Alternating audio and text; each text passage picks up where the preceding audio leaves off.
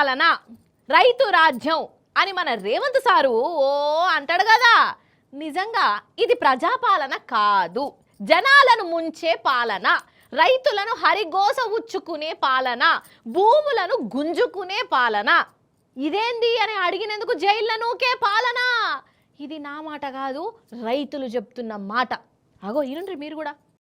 నిజంగా ఇది దుర్మార్గమైన సర్కార్ అంటే దుర్మార్గమైన సర్కారే. గింత కటువుగా ఎందుకు మాట్లాడుతున్నా అంటే, మాకు కంపెనద్దు, మా భూములు మాకే కావాలని రోడ్డు మీదకి వచ్చిన వాళ్ళను అరెస్టులు చేసిరు. ఇక గిట్లా చేసిన ప్రభుత్వాన్ని దుర్మార్గం అనుకుంటే ఇంకేమనాలి. గిట్లనే అంటారు మరి పెద్ద దన్వాడ జనాలు. అయితే దన్వాడలో ఇథనాల్ ఫ్యాక్టరీ అద్దే అద్దు అని 12 ఊర్ల జనాలు ఒక్కటే అడ్డం పడ్డారు కదా. ఆ కంపెనీని కంటైనర్ను షెడ్లనుగా అలవెట్టిరు. పోలీసులు రైతులను అరెస్టులు చేసిరుల్లా. గట్లెట్లా మరలా పడతారు, గట్లెట్లా చేస్తారు అనుకుంటా పోలీస్ టౌన్కు దోలుకపోయారు. పాపం చూసినావా, వాళ్ళ భూముల కోసం కొట్లాడుతుంటే పోలీస్ టౌన్లోకి పట్టుకపోబట్టే. నాకైతే లగచర్ల సీన్ అది కత్తున్నాయి. వీళ్ళేమంటారు రైనూరు మీరు పేరు 10 మంది పేర్లు చెప్పండి అని ఓ పిల్లగాడిని అయితే బాగా కొట్టిరి. పిల్లగాడిని అంటే రాముడు కొడుకుని సన్న పిల్లగాడు, మైనర్. ఆ పిల్లగాడు ఆ పిల్లగాడిని ఇంకో పిల్లగాడిని కొట్టిరి. ఆ పిల్లగాడు మైనర్ పిల్లగాడు, ఇంకో పిల్లగాడు సన్న పిల్లగాడు, ఆ పిల్లర్ మైనరే. పోతుంటే మీ నా సొనూరుకు పోవాలని ఇంకా వచ్చిరి. ఎక్కువ కొడక ముసలోడు అని అండ్రి.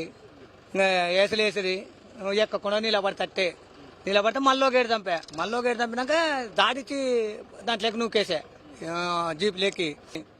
ఎక్కినాక కొడకలరా మీరు ఎవడెవరు నీళ్ళు మా చెల్లులో ఉందని, ఎందుకై ఇట్ట కొట్టినావు రైతులను కష్టం చేసుకొని బతుకోవాలని, నీకేం రూలింగ్ ఉందని ఇతరంగా కొట్టిండవు అడగలుచుంటే అన్ని అని సార్ వచ్చి మళ్ళీ కొని మాట్లాడినాక మమ్మల్ని కిందికి దింపారు సార్. 12 గ్రామాల ప్రజలు చుట్టూ 150 ఎకరాలు ఎస్సీలకు ఇచ్చిన పొలం ఉంది కేసీఆర్. పక్కల 6 ఎకరాలు మళ్ళీ దాని గట్టు కానుకొని 6 ఎకరాలు ఈ ప్లాట్లు చిన్నదన్నమాట ప్లాట్లు ఉన్నది. అటువంటి స్థలంలో ఈ ప్రతి ఒక్కరు నిన్న వచ్చిన అధికారులు చూసిన వాళ్ళు కూడా ఇంత మంచి పొలంలో ఎట్లేసారు అంటున్నారు. కానీ మీరు ఏది ఒప్పుకుంటే అది ఓకే అని వాళ్ళు చెప్పినాకనే మేము వచ్చినా.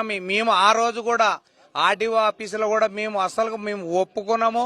కంపెనీ పడితే మేము సావడం సిద్ధంగా ఉన్నాము. మమ్మల్ని చంపే మీరు కంపెనీ వేయండి, లేదంటే మీ పొలం ఎంత ఉందో మాకేయండి, లేదంటే మా పొలము మా ఇండ్లు మొత్తం కొనుక్కోనండి, మమ్మల్ని ఊరు వెళ్ళేయండి, అంతవరకు మీరు కంపెనీ వేయండి, అంతవరకు అయితే మేము సిద్ధంగా ఉండమని మేము చెప్పడం జరిగింది. ఈ రోజు చిన్న పిల్లలు కూడా 10 ఏళ్ల పిల్లగాని కూడా ఎందుకు అది దుఃఖం వచ్చే వాళ్ళకి, ఎందువలన ఏటుకు వచ్చేది, లేకుంటే సంపనికి వచ్చాడు కదా మొత్తం చంపి అందనే. ఇప్పుడు కరోనా కంటే ఎక్కువ భయం పెట్టినారు వాళ్ళు. డిపార్ట్మెంటే మమ్మల్ని పెట్టింది. ఒక ప్రభుత్వం కాంగ్రెస్ ప్రభుత్వం ఉంది కానీ వాళ్ళకి జాలి లేదా మా మీద. పాపం కదా అక్క, నువ్వు చెప్పక్క ఏంది అసలు ఇదంతా. కంపెనీ పడుతుంది పడకూడదు అని మేము పోయినాం సార్. మా చేను అన్నీ ఉండేదల్లా అన్నీ ఉంది, 2 ఎకరాలు ఉంది, చేసుకొని తినాలి కదా సార్. మాకు ఏముంది ఇంకా చేను వేస్తుంటే పట్టుకొని పోయినారు. ఏడబెట్టినే తెలియదు సార్. పోయినాక మళ్ళీ ఊక ఉండింటే బాగాలేకున్నా వాళ్ళు కంపెనీలోనే అన్ని దింపినాక మళ్ళీ వాళ్ళు పోలీసులు కావులు పెట్టి వాళ్ళు చేపిని పోయినాక మాకు రైతుకు 12 ఊర్ల వాళ్ళకు రోసం వచ్చి పేరుకు పారేసినాం అంతే.